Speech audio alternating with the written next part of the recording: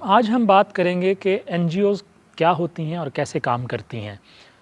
پاکستان میں N G Os کی بہت ساری قسمیں ہیں، اور ویسے تو جتنی سیاسی پارٹیاں ہیں یا مذہبی تنظیمیں ہیں یا پیشہ ورانہ گروہوں نے اپنی تنظیمیں بنا رکھی ہوتی ہیں، جیسے ڈاکٹروں کی میڈیکل ایسوسی ایشن ہے، اسی طرح جرنلسٹ کی اپنی یونینز ہیں، اور مختلف جو بڑے بڑے کیا کہتے ہیں کاروباری طبقات ہیں یا بڑی بڑی فیکٹریاں ہیں، ان کے اپنے اپنی ایسوسی ایشنز ہیں، جیسے آل پاکستان ٹیکسٹائل ملز ایسوسی ایشن ہے یا پاکستان ڈیری ایسوسی ایشن ہے۔ تو یہ سب کی سب غیر سرکاری تنظیموں کے زمرے میں آتی ہیں،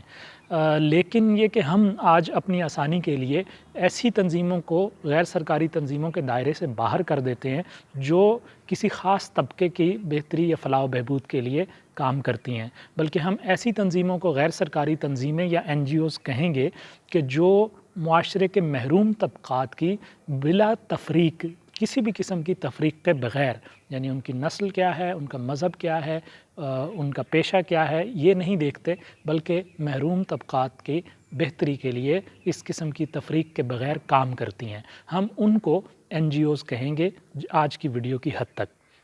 مجھے پتہ ہے کہ یہ آسان کام نہیں ہے، لیکن بہرحال ہمیں اپنے آپ کو کہیں نہ کہیں محدود کرنا ہوگا تاکہ ہم اس فینومینا کو، اس مظہر کو سمجھ سکیں۔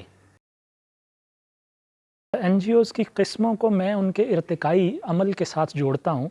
سب سے پہلی جو قسم ہمارے سامنے آتی ہے، اور اس کے ساتھ جو ارتقاء ہوتا ہے تو ان کی قسمیں بدلتی ہیں، تو میں اس کی وضاحت کرتا چلوں گا۔ سب سے پہلی قسم جو قائم کی گئی وہ فلاحی تنظیمیں ہیں یا ویلفیئر آرگنائزیشنز ہیں، جن کو قائم کیا گیا، اور پاکستان میں یہ بہت تعداد میں موجود ہیں، اور عام طور پہ ہمارے ہاں لوگ انہی این جی اوز کو اچھی این جی اوز گنتے ہیں۔ اس میں سب سے بڑی مثال ہمارے پاس پاکستان میں ایدھی فاؤنڈیشن ہے۔ فلاحی تنظیمیں وہ تنظیمیں ہیں کہ جو لوگوں کے لیے، لوگوں کو براہ راست خدمات فراہم کرتی ہیں، مثلاً بھوکے کو کھانا کھلا دینا، کوئی بیمار ہے تو اس کو دوا دے دینا، ان کا جو بھی مسئلہ ہے اسے فوری طور پر وہیں پہ حل کر دینا، یہ فلاحی تنظیم کا کام ہے۔ ہوا یہ کہ جب اس طرح کی بہت ساری تنظیموں نے کام کیا اور اس کے باوجود مسائل حل نہیں ہوئے، جیسا کہ آپ پاکستان میں دیکھ رہے ہیں کہ ہمارے پاس ایدھی فاؤنڈیشن جیسی بہت بڑی این جی او ہے، اور اس طرح کی اور بہت ساری این جی اوز ہیں جو پاکستان میں کام کر رہی ہیں، جنہوں نے لنگر کھول رکھے ہیں، جنہوں نے ڈسپینسریاں یا بڑے بڑے ہسپتال کھول رکھے ہیں جہاں پہ مفت علاج ہوتا ہے، لیکن اس کے باوجود ہمارے مسائل وہیں کے وہیں ہیں، ہمارے لوگ اب بھی بھوکے ہیں، ہمارے لوگ اب بھی علاج نہیں کروا پاتے۔ تو اس سارے مظہر کو دیکھتے ہوئے ماہرین نے بیٹھ کر سوچا کہ اس کا حل کیا ہے۔ تو جب فلاحی تنظیموں سے کام نہیں بنا اور لوگ مایوس ہونا شروع ہوئے کہ مسائل حل نہیں ہو رہے، تو پھر انہوں نے سوچا کہ بھوکے کو کھانا کھلا دینا کافی نہیں ہے، ہمیں کچھ اور کرنا ہوگا۔ اس کے نتیجے میں ترقیاتی تنظیمیں وجود میں آئیں۔ ان تنظیموں کا خیال یہ ہے کہ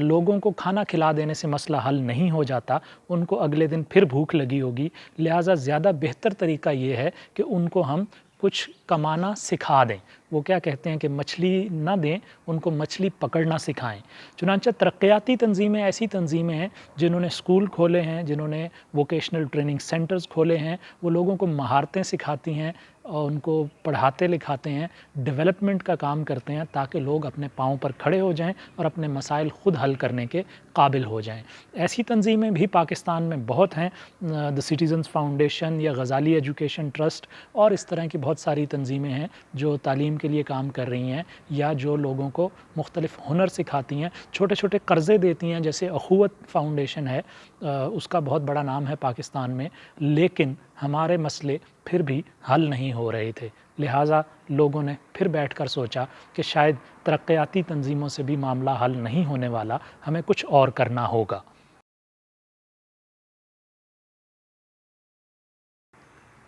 جب فلاحی تنظیموں والا ماڈل بھی ناکام ہو گیا اور ترقیاتی تنظیموں والے ماڈل سے بھی مسائل کم نہ ہوئے، تو ماہرین ایک بار پھر سر جوڑ کر بیٹھ گئے اور یہ سوچنا شروع کیا کہ اب کیا کیا جائے۔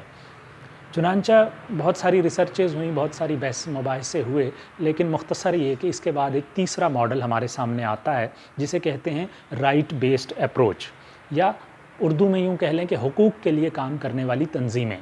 ان تنظیموں کا نقطہ نظر یہ ہوتا ہے کہ یہ سارے مسائل ریاستی پالیسیوں کی وجہ سے وجود میں آتے ہیں اور ان کو حل کرنا بھی ریاست ہی کی بنیادی ذمہ داری ہے۔ اگر ریاست یہ کام نہیں کرے گی تو تنظیمیں اس کے متبادل کے طور پہ یہ مسائل حل نہیں کر پائیں گی۔ لہٰذا ہماری ذمہ داری یہ بنتی ہے کہ ہم ریاست کو یاد دلاتے رہیں، ہم ریاستی اداروں پر یہ پریشر رکھیں کہ وہ عوامی مسائل حل کریں، بجائے اس کے کہ ہم خود وہ مسائل حل کرنے کی کوشش کریں، جو کہ ہم کبھی نہیں کر پائیں گے۔ اس ماڈل کے تحت کام کرنے والی تنظیمیں ہیں جن کے بارے میں آپ یہ سنتے ہیں کہ وہ بڑے بڑے ہوٹلوں میں سیمینارز کرتی ہیں، کانفرنسز کرتی ہیں۔ ان سیمینارز اور کانفرنسز میں ہوتا یہ ہے کہ ان تنظیموں نے جو فیلڈ لیول پہ کام کیا ہوتا ہے، جو ریسرچز کی ہوتی ہیں، ان کی فائنڈنگز جو ہے وہ ایسے سیمینارز میں، کانفرنسز میں بڑے بڑے افسروں کو بلاتے ہیں، وزیروں کو بلاتے ہیں، قانون سازی کرنے والے لوگوں کو، یعنی آپ کے جو ایم این ایز ہیں اور ایم پی ایز ہیں، ان کو بلاتے ہیں اور ان کے سامنے وہ مسائل رکھے جاتے ہیں کہ جی ہم نے یہ ریسرچ کی ہے، اتنے بچے اسکول سے باہر ہیں، ہمیں اور زیادہ اسکولوں کی ضرورت ہے،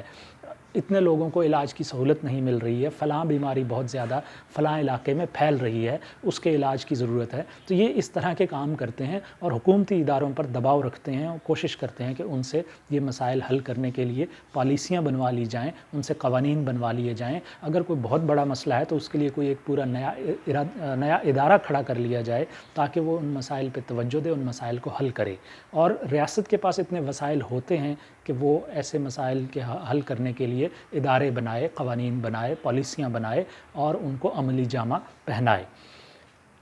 ایسی تنظیموں میں بھی پاکستان میں بہت ساری مثالیں موجود ہیں۔ میں ایک بہت بڑی مثال اس طرح کی تنظیموں میں سے بھی آپ کو دیتا ہوں۔ Human rights commission of Pakistan ایک ایسا ہی ادارہ ہے جو انسانی حقوق کے لیے کام کرتا ہے، اور وہ ہر سال پاکستان میں انسانی حقوق کے حوالے سے یا انسانی حقوق کی جو خلاف ورزیاں ہوتی ہیں پاکستان میں، اس پر ایک سالانہ رپورٹ شائع کرتا ہے، جو اردو میں بھی دستیاب ہوتی ہے اور انگریزی میں بھی دستیاب ہوتی ہے، ان کی ویب سائٹ پر بھی ہوتی ہے، اور وہ اسے عام طور پہ ای میل اور دوسرے کئی طریقوں سے شیئر بھی کرتے ہیں، وہ ہارڈ کاپی میں بھی پبلش ہوتی ہے۔ یہ جو ساری گفتگو تھی، جو میں نے آپ کو 3 قسمیں بتائی ہیں، یہ آئیڈیالوجیکل لیول تک تو ٹھیک ہے، لیکن جب ہم عملی طور پر دیکھتے ہیں تو ہمیں نظر آتا ہے کہ کسی بھی این جی او کو کسی ایک کیٹیگری میں ڈالنا بڑا مشکل ہے۔ مختلف این جی اوز ہمارے ہاں، زیادہ تر این جی اوز بلکہ تینوں طرح کے کام کر رہی ہوتی ہیں۔ وہ ایک طرف سروس ڈیلیوری کر رہی ہیں، مثال کے طور پر اگر وہ ایجوکیشن پہ کام کر رہی ہیں تو ہو سکتا ہے کہ انہوں نے نان فارمل ایجوکیشن سینٹرز بنا رکھے ہوں، انہوں نے ایڈلٹ لٹریسی سینٹرز بنا رکھے ہوں یا براہ راست اسکول کھول رکھے ہوں، اور دوسری طرف وہ ساتھ ساتھ جو ہے تو لوگوں کو، ریاست کے افسران یا جو حکومتوں کے افسران ہیں ان کے ساتھ بھی بات کر رہے ہوں کہ ایجوکیشن کو بہتر کرنے کے لیے کیا اقدامات کرنے کی ضرورت ہے۔ اس کے باوجود بھی ابھی تک مسائل حل نہیں ہو رہے، تو اس کی بنیادی وجہ یہ ہے کہ یہ سارے مسائل حل کرنا ریاست کی ذمہ داری ہے، اور ریاست کے پاس بھرپور وسائل موجود ہوتے ہیں۔ اگر ریاست اپنا کام نہیں کرے گی تو این جی اوز اس کا متبادل کے طور پہ ان مسائل کو حل نہیں کر سکیں گے۔ یہ مسائل بہرحال آخرکار ریاست کو حل کرنے ہوں گے، اس کے علاوہ ہمارے پاس اس کا کوئی حل نہیں ہے۔